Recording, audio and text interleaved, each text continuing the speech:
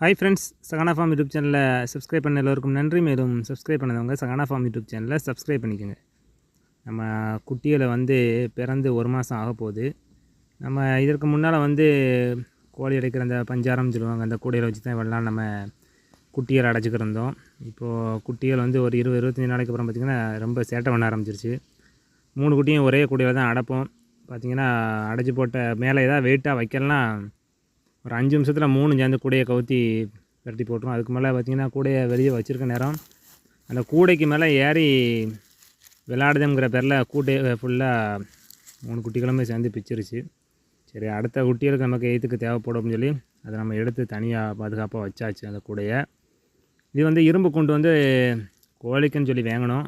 அதுக்கப்புறம் குட்டி அடைக்கிறதுக்கு யூஸ் பண்ணிக்கிட்டோம். இது செட்டுக்குள்ளே தான் இருக்குது, பறனுக்குள்ளே தான். இதில் சின்ன குட்டியாக இருக்கும் பட்சத்தில் ஒரு 5லேருந்து ஒரு 6 குட்டி அடைக்கலாம். கொஞ்சம் நடுத்தரமான ஒரு 3 மாத குட்டியாக இருந்தால் ஒரு 3 குட்டி அடைக்கலாம். நம்ம அதனால் இதுக்கு மாட்டிட்டோம். ஏன்னா இனிமேல் வளர ஆரம்பிச்சிருச்சு. இனிமேல் ஒரே கூடக்குள்ளே நம்ம ஓட்டு அடைச்சிக்கிருக்க முடியாது. இது கொஞ்சம் ஸ்பேஸு கொஞ்சம் அதிகமாக கிடைக்கும் சொல்லி நம்ம இந்த கூண்டுக்கு குட்டிகளை தற்சமயம் மாற்றியாச்சு.